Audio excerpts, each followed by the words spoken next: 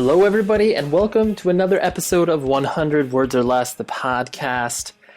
I am your host, Ray Arkins. Here we are, episode number 43, and the guest this week is Mike Minnick, the vocalist of an amazing band that is no longer performing called Curl Up and Die. More about him in a minute. And did I say episode 43? We're at episode 43, so everybody should know that by this point. Propertyofzach.com.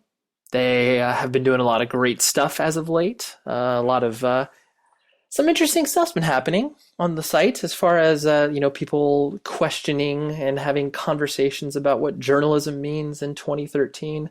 I'll let you go visit the site, search for Fall Out Boy. That's all I'm going to say.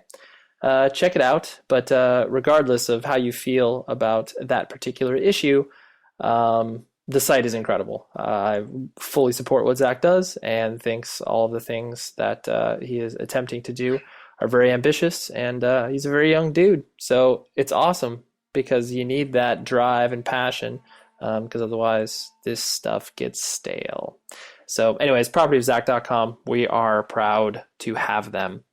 And I hope you have been enjoying the recent episodes. I feel like we're hitting a stride where I don't have to, convince people to come on the show. They're like, oh yeah, no, I know you do a podcast. For sure, I'd love to do it, which is awesome because it makes my job easier because all I'm doing is basically emailing friends and people, either acquaintances of acquaintances, and being like, hey, come on the show. Would you be interested in this? And, trying to explain what this isn't exactly easy if a person has never heard it. But in any event, I hope you've been enjoying the recent shows, and go back in the archives. Everything's free, so I'm not charging for anything.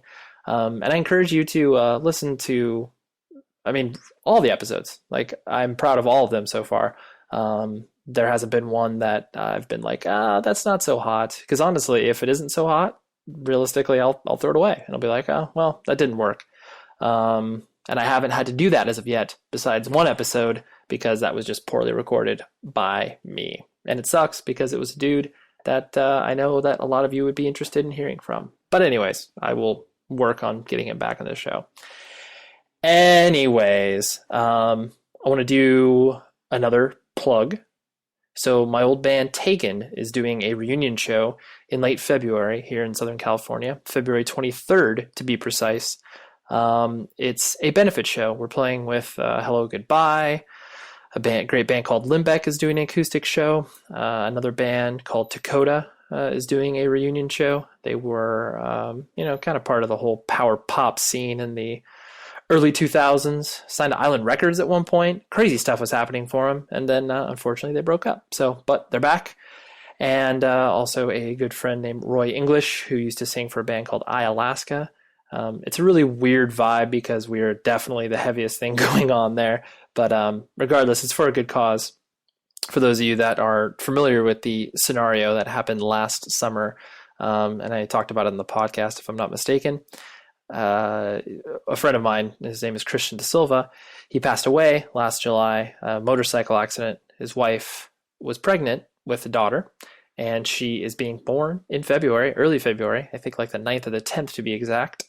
And we're doing a benefit show, basically to help with all of the costs that it takes to raise a child. And this show has been trying to happen for quite some time, but finally it's getting off the ground. So anyways, tickets, go to theglasshouse.us. Please come out. We've kept the show pretty cheap because we want to get as many people as possible in there. Everything is going to go basically to, once we cover the costs of the venue, everything is going to the De Silva family, and more particularly his daughter, Poppy. So yeah, buy tickets, please.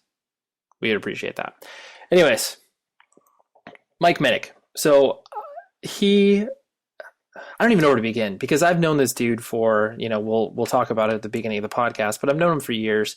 And, when you've known a person for as long as you have, for a long time, sometimes it's kind of difficult to put everything in context and be able to kind of walk them through their lives because, you know most of it already. But a few weeks prior to Mike and I recording this show, him and I had been communicating a lot recently because I was going through some difficulties with, my grandmother passing away, and I don't know, we've always leaned on each other when kind of tough times happen. But then he shared a story with me that I thought that would be very compelling if we were to record this conversation, which is exactly what we did. But he's such a great friend, and I'm very glad to have him in my life. I know that's really sappy, and I probably shouldn't be gushing too much about him, but in any event, we talk about our first connection together, just like how we, sort of related on that level.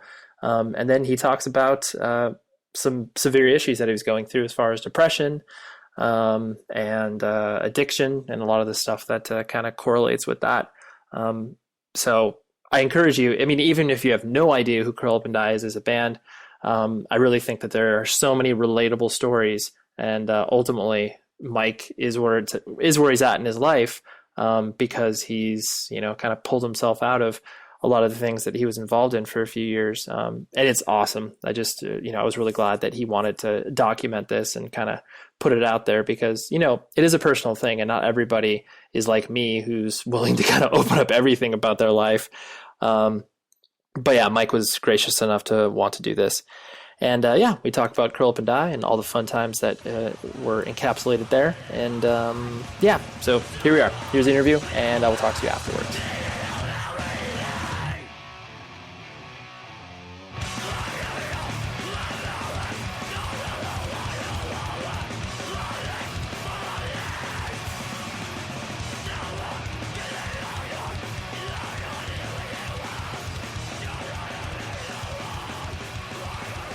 All right, cool. I'll do it this way. I'm putting the dogs in her crates with peanut butter. Put some peanut butter, so that'll be cool. Nice. So they'll just be like chowing down the whole time. Yep. They get scared when I worked at home. They would like hang out in their crates in the same room where I worked, and we'd do like video conferences. Mm-hmm. And they would get so weirded out and sad and so bad. They're like, who are you talking to? Just like Dave and those guys when they were in New York. No. I'm sure your dogs were saying like, oh, who are you talking to? Like, why can't we be a part of this? Yeah. I don't know what. Like they would just kind of whine, and I thought oh, great. Well, I'm glad that we could do this, Mike. Obviously, I've had you on my mind for a while, but I think this would be it'll be fun, and I hope you enjoy it. Yeah, totally. I might too. I'm ready. It was really exciting because I was thinking about it the other day, and we were we would always be in touch, but then we kind of emailed back and forth a little bit, talk about records and comics, and then I was like, that's cool that we I kept that dialogue. Yeah, going with you, you and Joey. Yeah, well, I think I was reflecting on our friendship and how long we've known each other, and I think we first started talking to one another. God, I want to say it was 98, probably. Something. Yeah, 98. Because I think I said that Taken officially started 2007, although the timing is not 2007, 97. The timing is. Yeah, you're like, wait, what? But I think, honestly, you were the first person that I really can remember in my life that was I remember us talking on the phone, or we started becoming friends and just kind of bonding over obviously singing in bands and, just general shit. But yeah, totally. We were our bands basically went just through the steps pretty much at the same time. Yeah. Even though differently. So. Totally. I remember because I think, I don't know, there's obviously something that's so inherent with being a dude and expressing your feelings and not feeling comfortable. Most guys they don't feel comfortable with that. That's just obviously part and parcel of the male experience, where it's I can't say I love you to another male or whatever. Obviously it's becoming less and less as time goes on, but I just always remember like like I said, you were the first person where it's like I felt like from a dude perspective that I could always like I could just open up to and not feel like I could like I had to not say certain things to, you know what I'm saying? Where Yeah, yeah.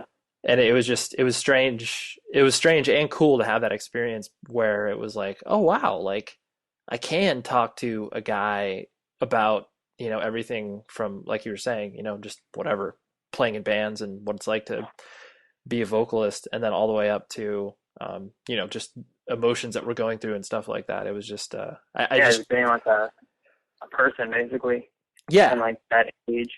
No, for sure, for sure. And like, I mean, to your point of like, staying in touch and just like, because obviously the older we get, the more difficult it is to maintain friendships over long periods of time. But like you said, just like at least being somewhat present in someone's life, that's like, I think that's all that you can really do. And then once you do jump into, any sort of like regular correspondence, that there's never any sort of like awkwardness. You can just like jump right back into it and act like you were when, we were 18 years old or whatever. Yeah, it's like you have the same thing usually with family. Yeah. Like, it's the same. Yeah, I talk to you more than I talk to half the guys in the band. Actually, I think I talk to you more than everyone in the band. Matt might be close. Right. Which is, And, I know, which you is, know, it's definitely funny that that was like the case for both of us where we just felt like we gravitated towards one another and was like, oh yeah, like we can confide in each other and obviously go through the same shit that we're going through. yeah, definitely. Um, so obviously the simplest place to start is always like, born and raised. Like, were you born in Las Vegas, and did you come up there? Yeah, I was weirdly, I was one of the few people in Vegas that was born there. Hmm. Around like people that are our same age, Right. like from the early '80s. Yeah, and I was born there and raised until all through until I moved. Right. Until you moved to Like, Chicago. yeah, The one question I always get every time I tell anybody I was born in Vegas, like honestly, that like even though Vegas is a pretty big city and obviously like known worldwide, there's not many people that are like born in Vegas. Like you don't hear that often. And anytime I tell anybody that, they're always like really taken aback. They're just like, what do you mean? Like no one's born there. Like no one gets raised there. I don't know if you have the same experience where people like, I mean, obviously a lot of people you're surrounded with were all from Vegas, but I just always find it weird that people can't wrap their head around the concept of like growing up in that city.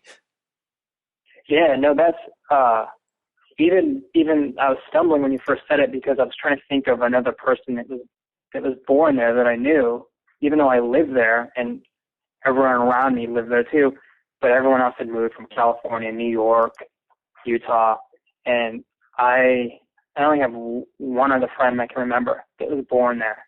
Hmm. It was like really weird and unique, and most people think Vegas. Yeah, I'm sure you heard this 1,000 times because you were born there, but were you live on the Strip? Were you born in a hotel, like that sort of thing? Right. So it's like how were you born there, and then do you live in a hotel? Right. No, that's Like, true. I know. Like people can't.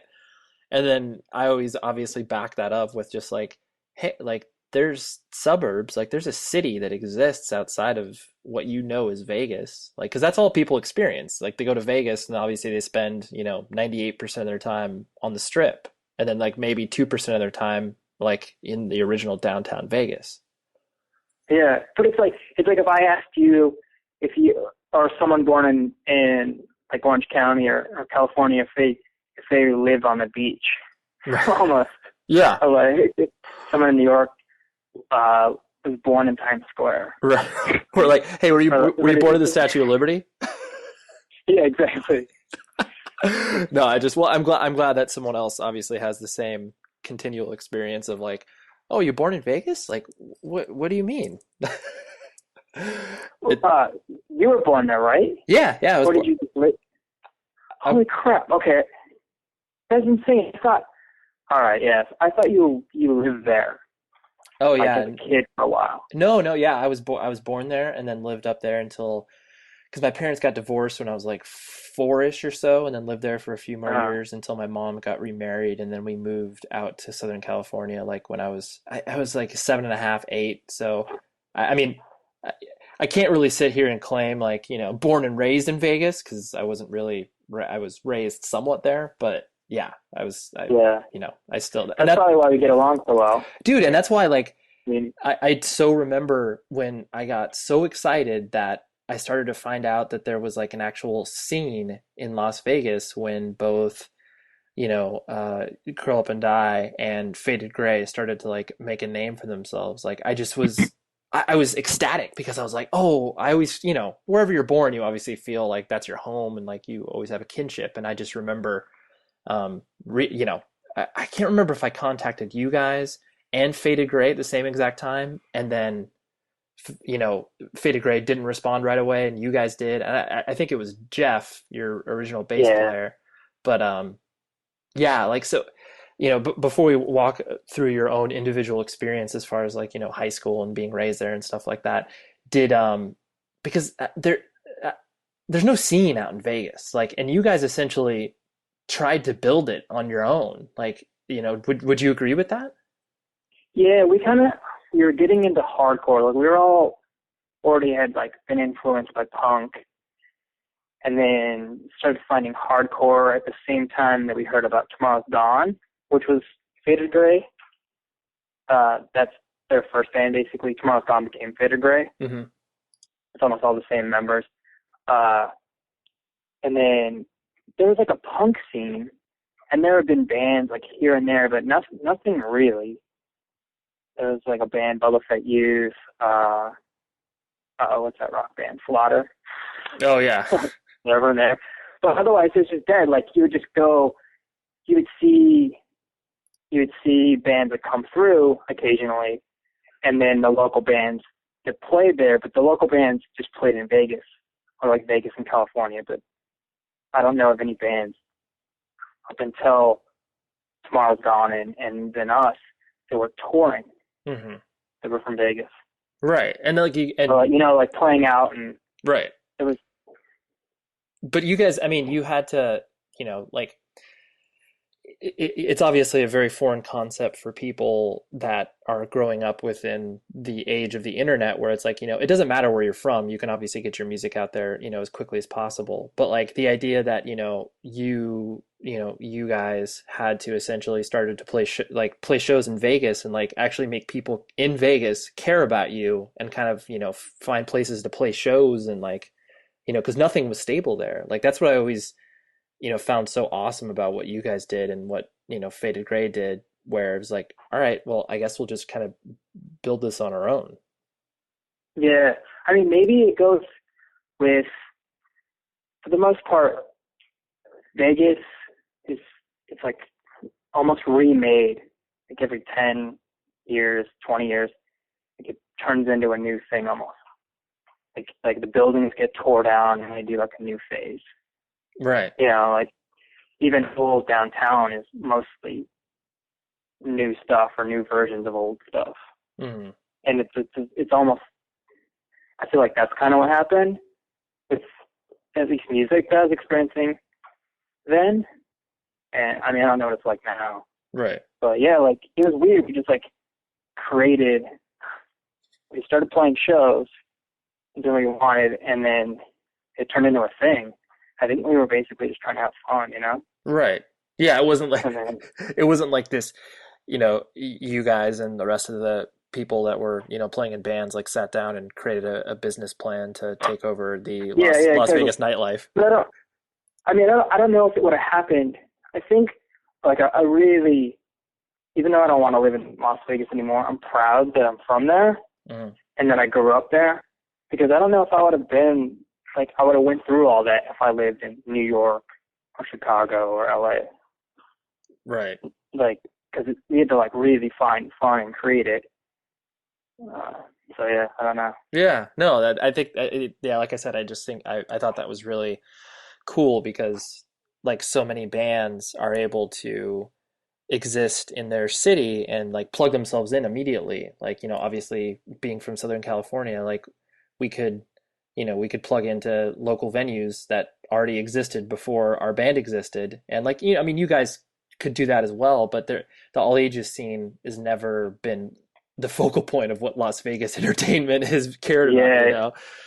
And so like you guys had to figure it out. And I just always found yeah. that. You see like Elks Lodges Yeah. or like makeshift venues or desert shows. Yeah, that dude, I'm glad you mentioned the desert shows because I loved always hearing. I mean, we Taken never got to play any of those desert shows that you guys threw together, but I always remember you telling me about those, and I was like, "That's fucking awesome!" Like, I mean, tell me about what you guys would do to like put that together. Well, we just there's like a lot of just like those reservoirs to prevent floods Mm-hmm. and to contain all that water, all surrounding like that, like kind of circling the city, like outside of it Mm-hmm. in the desert.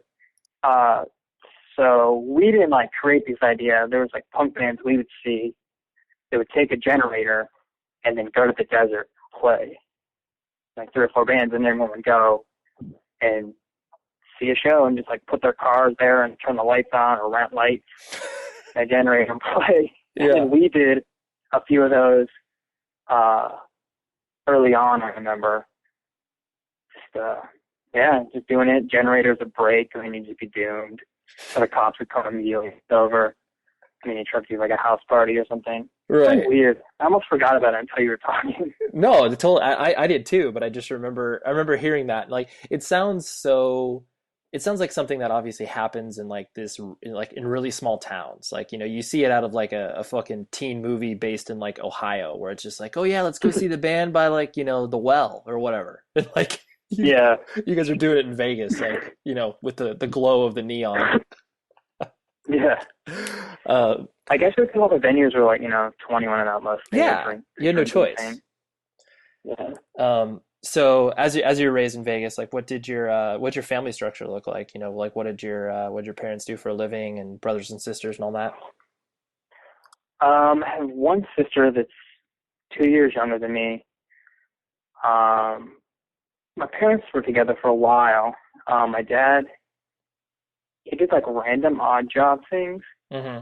He did manual labor for like a casino, but then he messed up his back really bad, Mm-hmm. so he couldn't do that anymore. Like growing up, I remember my dad working here and there doing stuff. Mm-hmm. He was building ultralights, because my grandpa did like ultralight. You know what ultralights are? No, what is that? Airplanes. It's like how do I describe it? Have you seen Howard the Duck? Yes. Okay, you know that you're not gonna remember this. Ultralight's like it's an open body plane Oh, you can okay. fly. They're like you could basically assemble yourself. It's small. Oh, It's okay. like 1 or 2 people. Anyway, in Howard the Duck, there's an ultralight. So is it kind of like a glider in a way, but motor like Yeah. powered by a motor? Like it has a motor. Got it. And anyway, so my grandpa, he would give lessons on those as like a tourist thing Okay. on the dry lake beds. So my dad would build those for him as a job. My mom was a cocktail waitress Mm-hmm. most of her life. Oh, well, that's pretty Growing up. that's pretty Vegas oriented. Yeah, like that's how my mom and my dad met. It was like my dad wanted a drink, Oh, and there was my mom. oh wow, that's classic Vegas, man. Yeah, I know. I feel like it's like a scene when they would talk about it, or just growing up. That movie Hard Eight. It was Right. like the first P.T. Anderson movie. Yeah, yeah. It kind of felt like that. My mom kind of looks like how Gwyneth Paltrow looked in that movie. Uh-huh. That's funny. But yeah, so grew up with them. We grew up pretty poor. Like I was in trailer parks until. But your parents will obviously like you said, they were hustling. They were trying to, make your guys' lives as comfortable as they could within their means, right? Yeah, I think they're really good parents. They, even though, like every parent makes mistakes or they have their own problems, Hmm. and they didn't get along really. I think they're together more for me and my sister. Hmm. Like as we got older, um, yeah. So it's pretty, two parents, two kids, Sure. Pretty sort of thing. pretty standard from that perspective. But did then as you started to go through school and like enter high school and stuff like that, did you like what kind of kid were you? Did you find yourself fitting into certain groups or your interests lying somewhere, or how'd you find yourself so far? Like as a young kid, I was really outgoing, Hmm. and even in school, until high school, I was kind of like the class clown, and I would Okay. never shut up or like try to get attention or Sure. like goof off. Like probably more how I am with you, like when we're just hanging out now. Right. Like I just talk and talk and talk or goof off. Uh-huh. Like everything's a joke. Uh, but for some reason in high school, I got really insecure and shut down. And Mm. then I got like this crazy stage fright problem, and I don't know where it came from. And then like I would ditch class when Hmm. I had to do a report or anything, so I could avoid it. I just wouldn't do the work just so I wouldn't have to like speak in front of class, like as an Interesting. oral report. Right. Yeah, I don't know. And I don't know if the band helped fix that Yeah. or what, but Well, no, I definitely yeah. I remember when I first met you and got to know you where there was it I don't know if I would like I wouldn't call it like you obviously weren't introverted because like no introvert could get up there like with any level of confidence and do what you did. But like you were the best way I could describe it was like I guess you were bashful, where it was like, you enjoyed playing in a band, but the attention that was, given to you like either before or after the set was like, you were just kind of like, okay, like I don't really need that. Like it was like a level of just like that's cool, like that's fine. You were, Yeah. I, yeah. It was just it was interesting. Obviously, like you said, as you grew and played more shows and did all that, then it, definitely made you come out of your shell more and be more. yeah, it's more just by repetition. Like I remember being terrified playing Mhm. our first shows, and like if I get nervous, I sweat a lot. Right. And I remember like playing one of our first shows, and in between a song, and one of the kids in the crowd just going like, "Oh my God, you have like you just baloney stains," and I got so nervous because, and then like I couldn't talk the rest of the show. It's so stupid, but it was just like I was always feeling weird about it, and they got called out. So then I got extra nervous. Right. But the first shows were terrifying, but I just kept pushing myself to do it because I had no choice. Like once you're there, you just have to go through it. Right. And then that just kind of created it by repetition. Right. That's why when any kids ask me about that stuff, stage fright or anything, I'm just like, you just got to do it. And then you get used to it, and it'll feel weird, but you'll know like it becomes like an engine, or just like the repetition. Right. Right. No, that's funny. So like as you were going through high school, like the introversion just completely set in. Was it like freshman, sophomore year, or was it later, like junior, senior year? It was like, I think it was right before freshman year. It switched. Uh, I Got don't it. know if I was just scared to go to school. And it's weird because junior high was way worse for me than high school. Oh, really? Yeah. Like I went to like a pretty, not nice, but yeah, I guess like a nice high school. Hmm. Like nice for Vegas standards. Right. It wasn't like a private school or anything, but uh, like people went to my school. Most of their parents had money or lived like middle class lives. Sure. But junior high was mixed, and the school was in like a bad part of town, Hmm. and they would mix up the kids uh, and just send everyone from different areas to like make up school, like the sixth grade center, and then you went to junior high for seventh and eighth. Hmm. Like it was weird. I don't know if that's the same in California.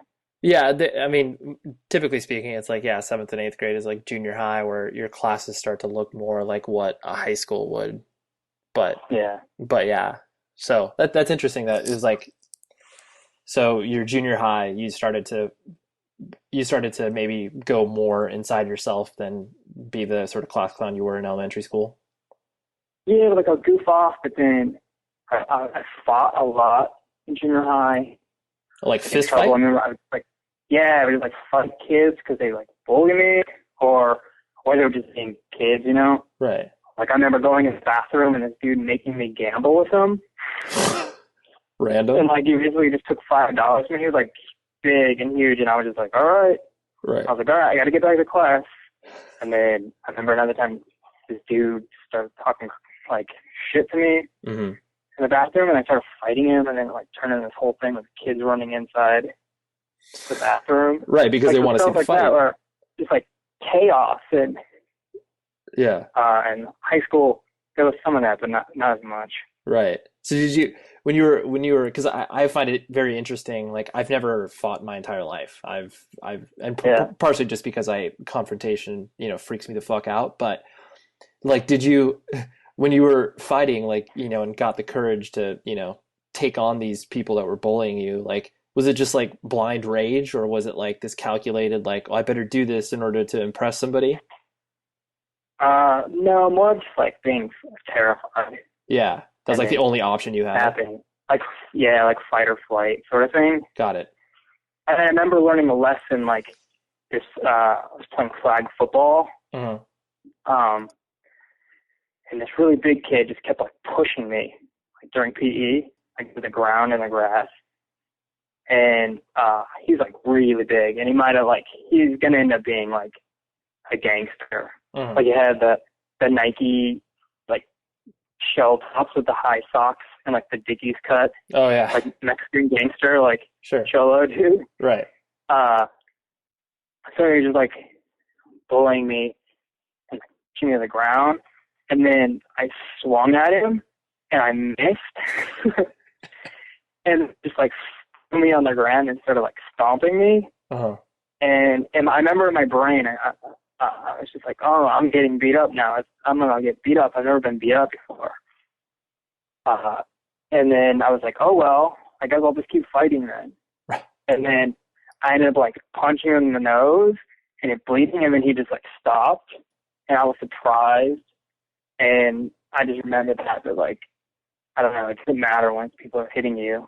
It's just like, Right. keep going, I guess. There's no point.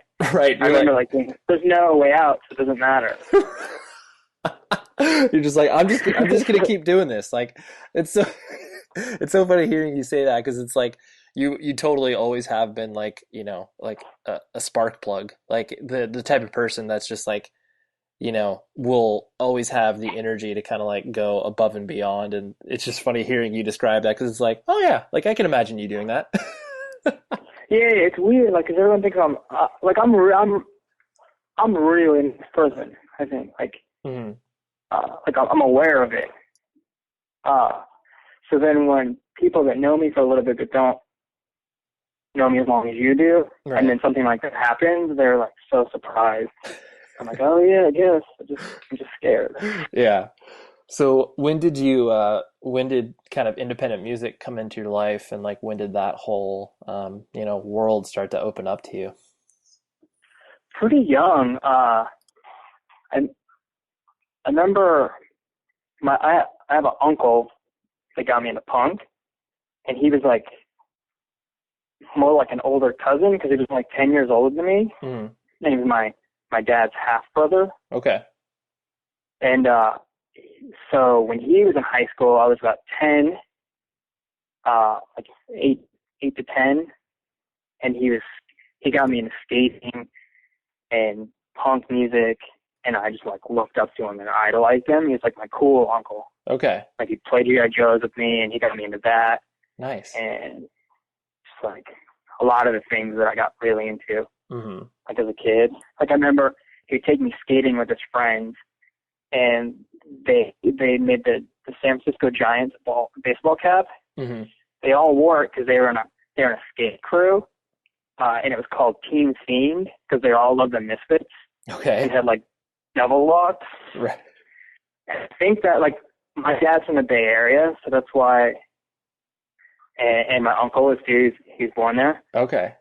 So that's obviously when they got it, and then they would turn the S and the F into a T, the S into a T, so it's TF. And I think that's why I left the Giants. That's why I picked them as a baseball team. Right. When I got into baseball later on. Right. Because like no one like told me like what team to like. Right. Or well, and yeah, you know. I mean, obviously being from Vegas, like there's no professional sports teams, so you got to figure out. Yeah. There has to be some Yeah. Just like, tracing back somewhere. That's funny. Well, then especially if you're that young too, where it's like you just start to see like, oh, there's a crew of dudes and like they're pretty cool and they do this like cool active thing that of course you're going to gravitate towards that.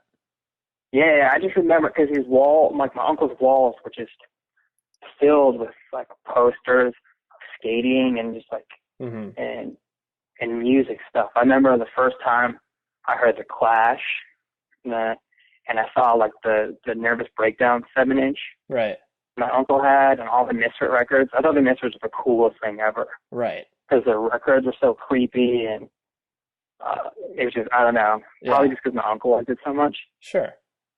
But yeah, I just remember sitting in his room, right, listening to those and seeing them for the first time. So he kind of opened up the world to you, and then when did when did you start to kind of experience shows on your own and stuff like that, and going to I presume you would probably went to a show or two at the Huntridge Theater in Vegas?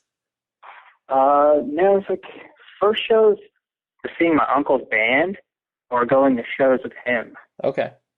It was kind of like, it was like a blessing and a curse because he got me into punk, but it was like really specific and fine-tuned to what he liked. Yeah. So when I started liking other things and branching out, I felt like guilty for no reason. Right, you were like cheating on him? Yeah, like I remember, like by the time high school came around, like all my friends liked Pennywise, NoFX, and those bands. Uh-huh. And I was like, that's not like the Clash or My Threat. Right. Because like, it's weird, and it was basically my uncle's opinion and not mine. Mm-hmm. And then I had the same problem with hardcore. I started getting into hardcore, and it was like more metal. Uh-huh. But I didn't, like, my uncle didn't like metal, so I thought he would just make fun of me for liking metal.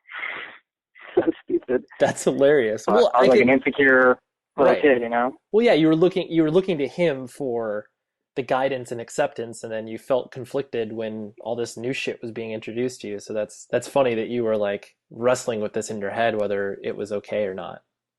Yeah, and it wasn't like, that's why I didn't like rap at first. Now, like, I love rap now. Right. You were playing catch up.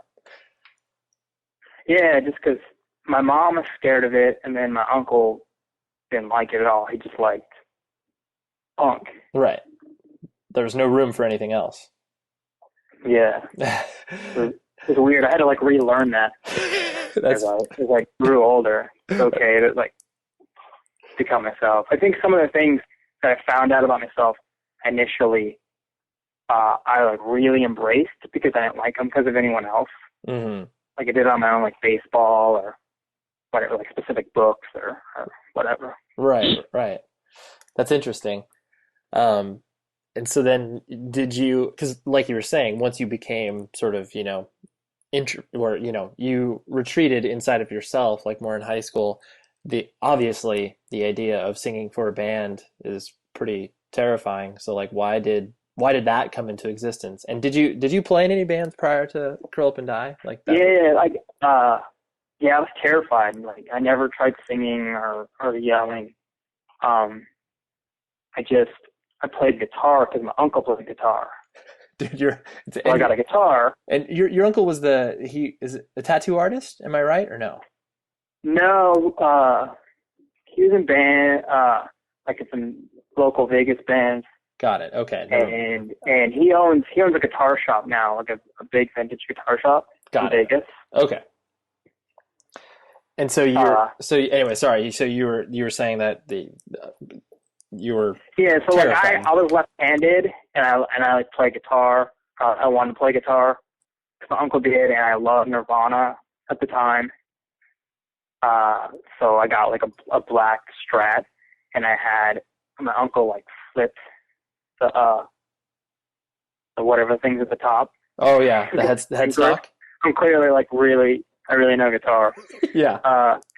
But so I played it like upside down, but the string flipped. Okay.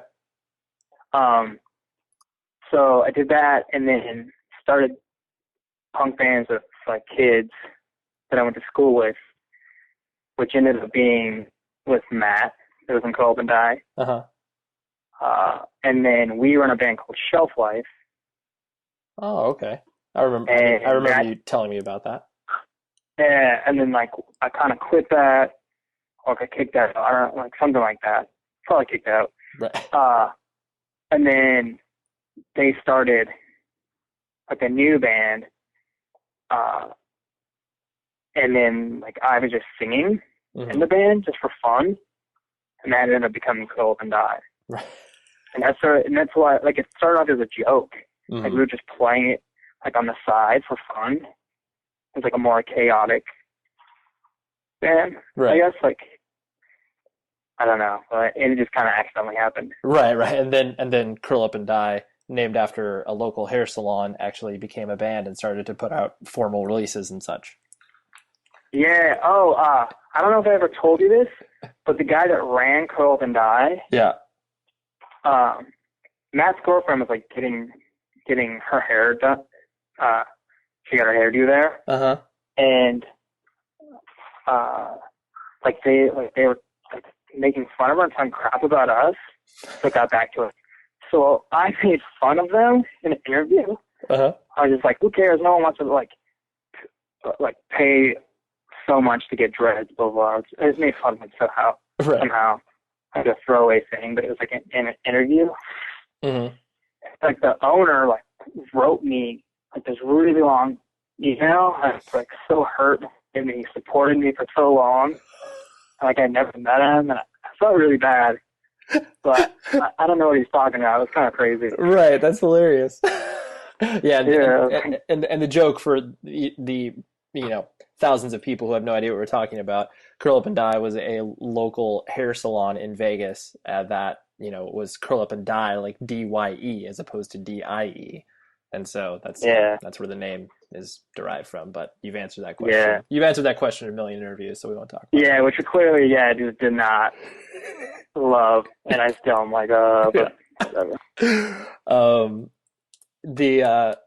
There's also one other distinct memory that, like you were mentioning at the very beginning, where both of our bands were coming up at the same time, and like we essentially had a lot of this like same sort of career paths, and I use the word career paths like in air quotes because obviously what we were doing wasn't a career, but the same trajectory. Yeah, trajectory, better way.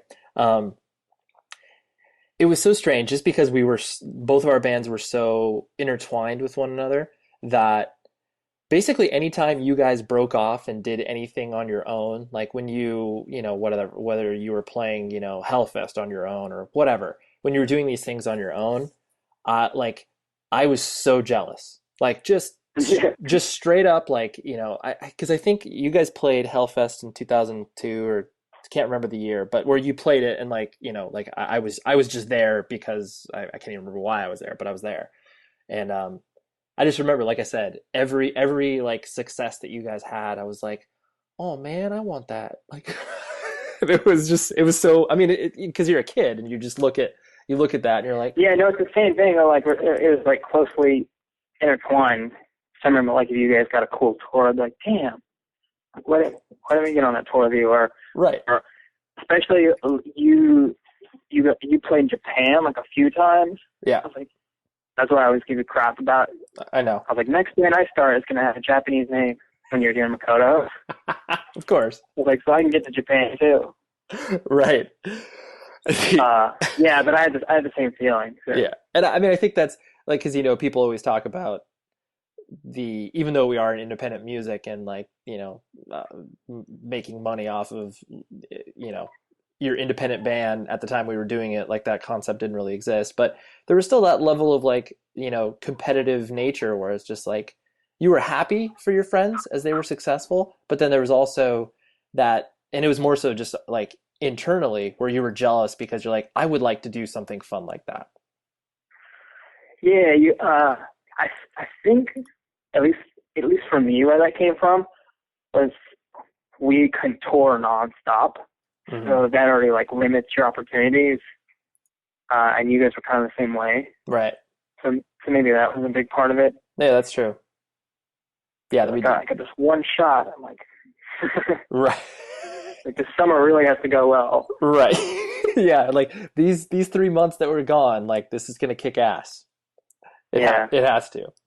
Um, but yeah, I mean the you seem to when obviously the countless times that we toured together, and then just as I kept in touch with you when you were doing tours, when we weren't touring together, you seem to be exist in the touring life like pretty okay. Like it wasn't your like maybe it wasn't your optimal environment, but like you did all right with it. Which I don't know if that was just you trying like suppressing those feelings of like sort of, either anxiety or whatever. Like, do you look back on those times and like fondly, or are there a lot of times where you're like, oh man, this is fucking tough? Uh, Not like towards the end, it got tougher, even though we were more used to it. Mm, But I was pretty good at it usually, because I didn't have a girlfriend ever on tour except for when we went to Europe. mm, So that was never an issue. The main thing I missed about like away from tour was my dog.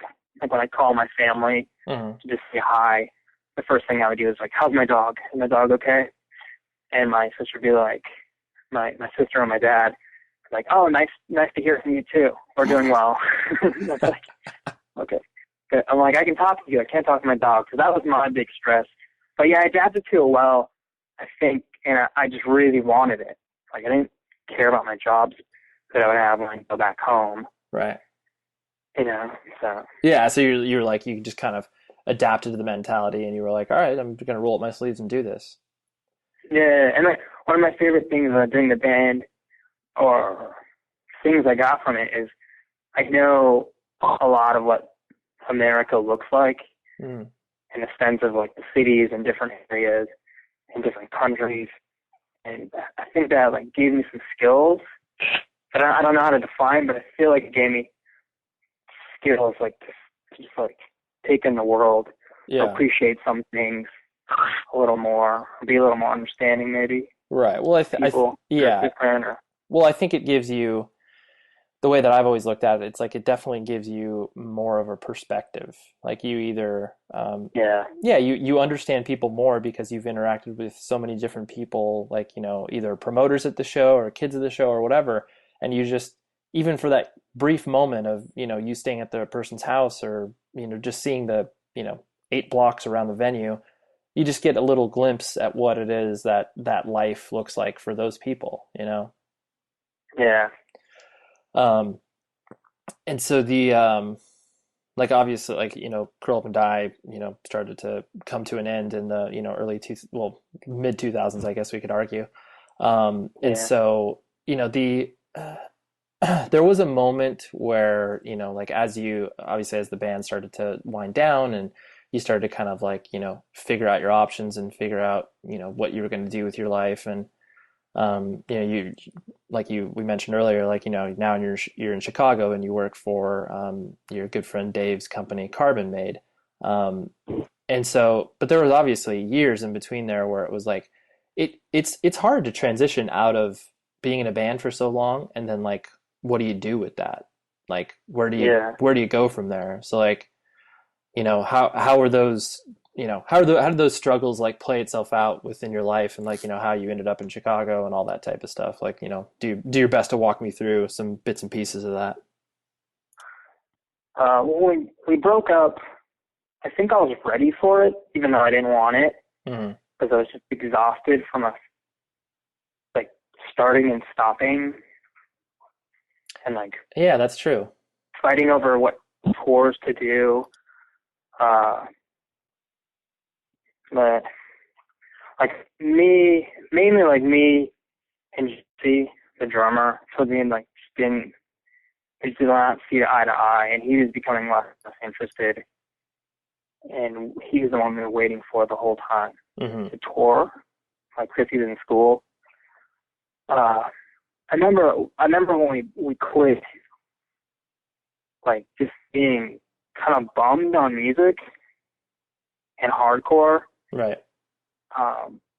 And I think at first I thought maybe because it was the rise of a lot of bands getting like mainstream exposure and being more like cookie cutter or some bands like like the singing, screaming. I don't know. You know what I mean? Like it is different. I'm sure every person gets to a certain age and is like, oh, this new stuff's not as good. But I like some of the new stuff. I just think I was done with it because we broke up. That's how I dealt with it. Right. I just like turn away from it. So then I thought I would just like write or try comics, or like some of that stuff. Just work jobs here and there.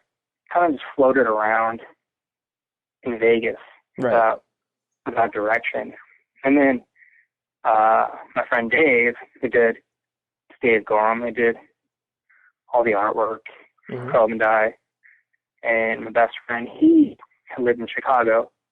He moved here like maybe 3 years before I did. And then I was like, well, I'm not in a band, so I don't have to live here anymore. Yeah, you're like, I don't want to. Right. I'm not attached to this place. So, yeah. Like the main thing that took so long is I didn't want to leave my dog. It's too old to take. Right. Which kind of messed me up once I decided to move to Chicago. Right. Because I moved here. I moved in with Dave, a couple people. And pretty soon after I moved here, I was like, I feel good about here. And then my dog passed away. And it was like my first dog that I had my whole life. Right. And I don't know, like I'm like I get more sad when dogs or animals like die, or you can't. I don't know. I feel more empathy for them. Sure. Just pain or weird, and it's all my brain. Like my dog just thinks that. Like dogs, they just. Oh no, yeah. They're ready to die. It's like, totally. Okay, I'm old. Right. This is what I'm gonna do. Right. But like I create this whole thing. So I got really depressed when I was here. Right. And I felt like I abandoned her and all this weird stuff. Really? So you were internalizing a lot of your dog's passing on with all the issues that you were going through at that time. Yeah, and then I came here and I was working. At first, I was working nights, 4 days out of the week, and then days. So at first I was dog walking, which made it miserable once my dog went away. Oh, that's true. Oh, I was walking other people's dogs. Yeah. And I would do that during the day, and it was my first winter here. And then I would work at a cafe, and I was doing some of those 3 days a week. I was doing both jobs, but then I was working 7 days a week, no matter what. Right. And I never had like an alcohol problem or drug problem. Yeah. Like I would do stuff sometimes. Like after I grew up a little bit, I was like, okay. And I hate that stuff. Right. Like half the Chrome Night songs are about like people using pills or drinking or any of that stuff, Well, yeah, and especially just to put it in context for everybody else too, because Vegas is obviously always attached to, all the vices you could possibly want in the world. So it's like, not only were you surrounded by people that were involved in the music scene, but you're surrounded by that because it's on every street corner that happens in Vegas. Yeah, and then, my dad had a problem with alcohol and then pills because, like I was saying, when he hurt his back, that just caused pain that he had to find ways to deal with. Like first alcohol, then he quit alcohol, and then he had a surgery on his back, and then his doctor gave him pills, and then it's too much, and then he had to quit, you know. So I hated that stuff. But so it was like not an experience in my life. But the dog had died. I was working nights 7 days a week, Mm-hmm. and I would drink when I got home. Mm-hmm. So I fell asleep, and then I would just like sleep until I had to go to work. So it was just So like it was like working. vicious cycle. And, yeah. And then that eventually turned into like a couple random jobs, just like rotating, but I was still working Right. almost nonstop. And then I started taking like painkillers, like mild ones, Uh-huh. just to not be exhausted. Right, to like get you through. I was just like, I could just do this, like a little bit. And I didn't like use it to, like, I didn't use it to get high. I didn't think it had a problem or anything. Right. But then it turned into a problem because I got like physically addicted to it. I couldn't quit, Uh-huh. and I couldn't make work to it. So I was stuck. Right. With So the thing I did, like, I just in your got out of control. right, in your own head, like were you like did you recognize within yourself that you couldn't control it, or was it one of those things that it just, it just kind of made sense to you at a certain point? I mean, I didn't even know you could withdraw. Like, you had to go through withdrawals. You would get addicted Uh-huh. physically. So then I would stop. I ran out. Mm-hmm. And then I was like getting aches and pains. And I was like, holy shit, this is crazy. Right. So then I would take it and I would try to like taper off. Uh-huh. So then I'd be exhausted, so I would just do it. And like, it was pretty exhausting because that was like happening for a while. Right. And then I was like starting to not care about things as much. My brain wasn't working as faster.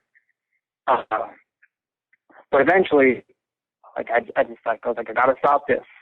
And like my job started getting a better situation. Mm-hmm.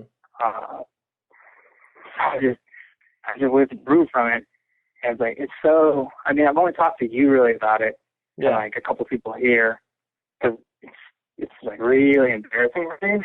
Well, Because I hate that stuff so much, you know. no, I know, but honestly, just because I've known you for so long, and just like hearing you deal with what you're dealing with, like I don't care who you are or how strong you are, when you're put in certain situations where it's like, you were burning, not only were you burning the candle at both ends, but you were directionless. Like there were so many things that obviously weren't working in your favor. And when you look at something where you were just looking at this thing as like a tool, like you were looking at the alcohol and the pills that you were doing to just kind of like push you through. Yeah.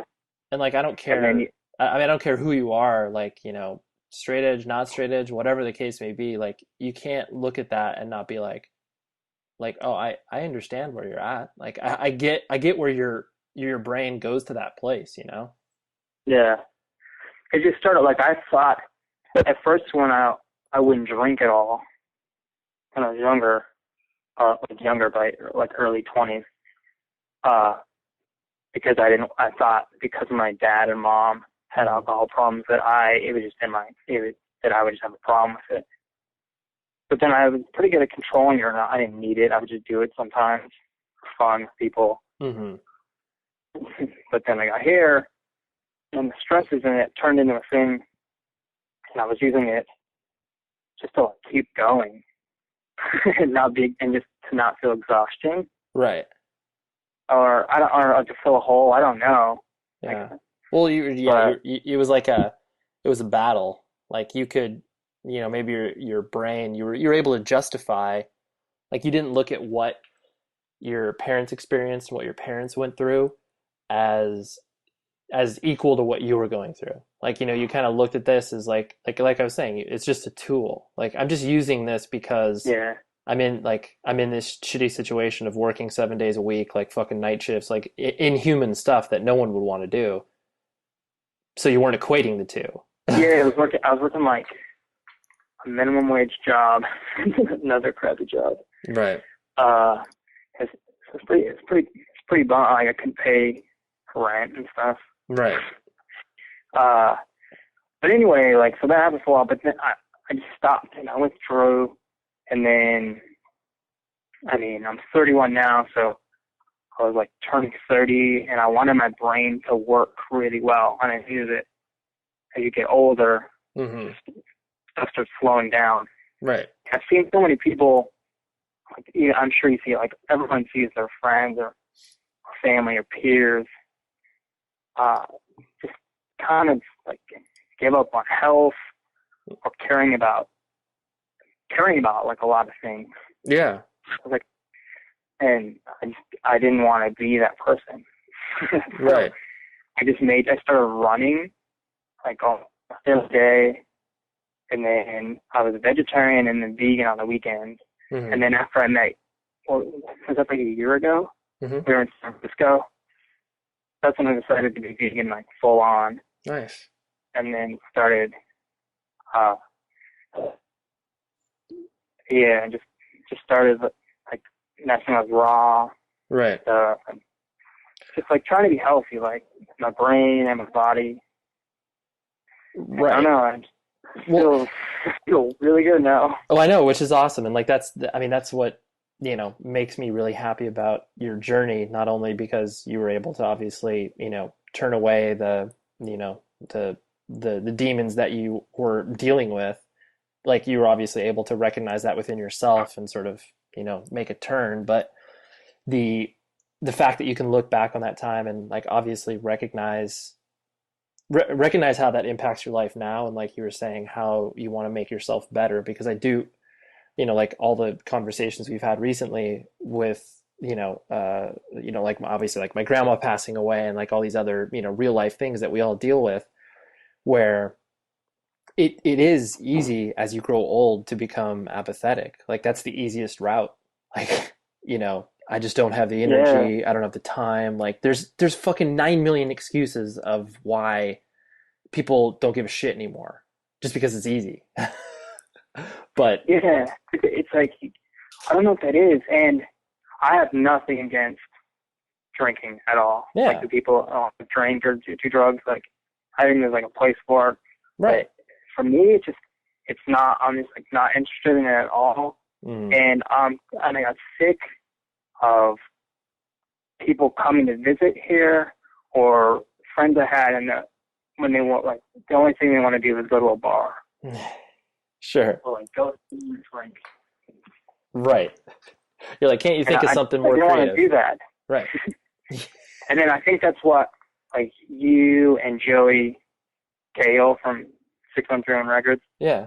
I guess friends with, like a friendship kind of is, like, stayed strong, is because, like, when you guys came here to Chicago, you guys don't want to go to a bar, obviously, because you don't drink.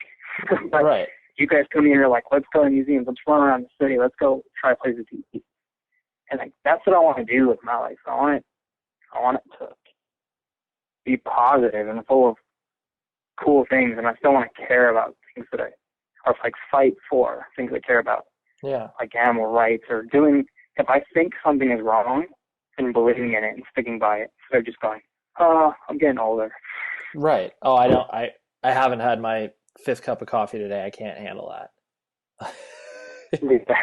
Yeah. No, but I think your message and your story, like, that I think that can resonate with anybody, because I don't care what age you are, there comes those, turning points in your life where it's like you have to make, really life altering decisions. But ultimately, as long as you keep that sort of, spirit of either curiosity, energy, whatever adjective you want to use to describe it, as long as you keep it, then,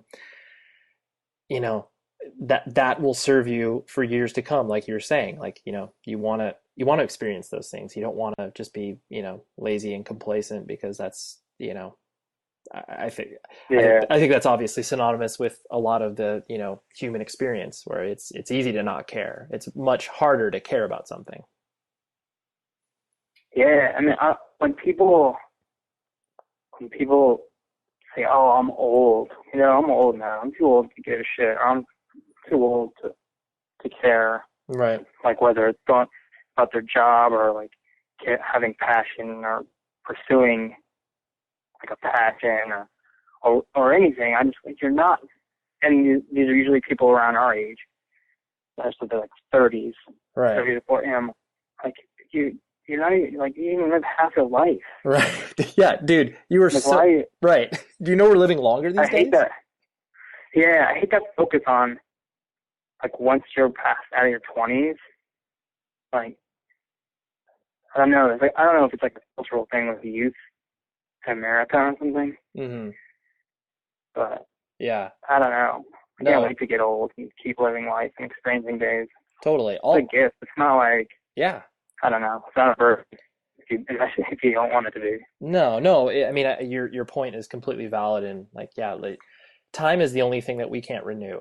Like, it is not a renewable resource. We can't fill it up like a gas tank. We have to use it, because it's a finite thing. Like, this is something that we are all ticking away. We're obviously all growing closer to death than life. Like, that's a reality, but it's all in the attitude in which you attack it. And it's not the whole, obviously the idea of like the PMA, positive mental attitude, that, that's like a sort of a cheesy buzzword these days. And like, not talking down on it, because obviously that is a very great way to approach these things, but approaching it with a sense of weight to it, that like, okay, like I can't be positive all the time, because like that's just, I got to dwell in dark shit, because dark shit happens, but that you can pick yourself up and be able to still retain that, energy that you were talking about. Like that's just something that you need to hold on to for as long as you possibly can, and hopefully your whole life.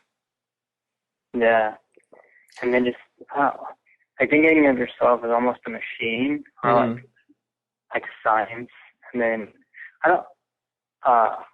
with just the food stuff, Yep. stop eating crappy food. Even though I was vegetarian, I still ate crappy food. And I started eating good food and started exercising with it. And I just felt amazing. Yeah.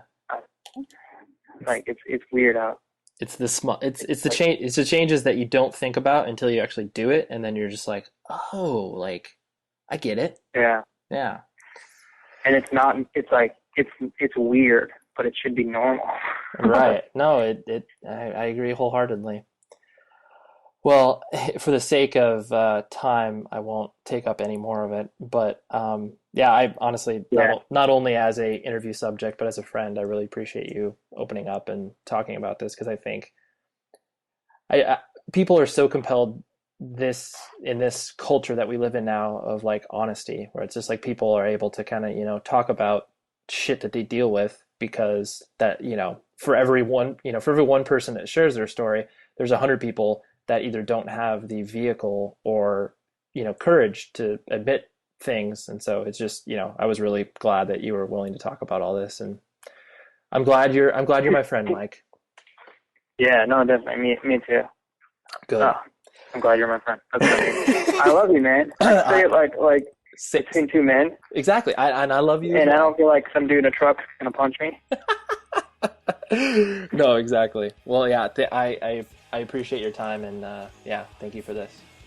There you have it, everybody. I was really excited to bring everybody this episode, obviously, just because it was nice to be able to speak to a person openly, honestly. I mean, obviously, Mike and I have been friends for years and years and years, but, he didn't need to trust me to do this, so he put himself out there, and I hope that you appreciate and enjoy that.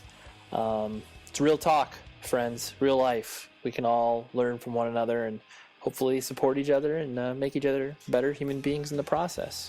That's what this whole human experience is all about. Really, it's the only thing I've learned.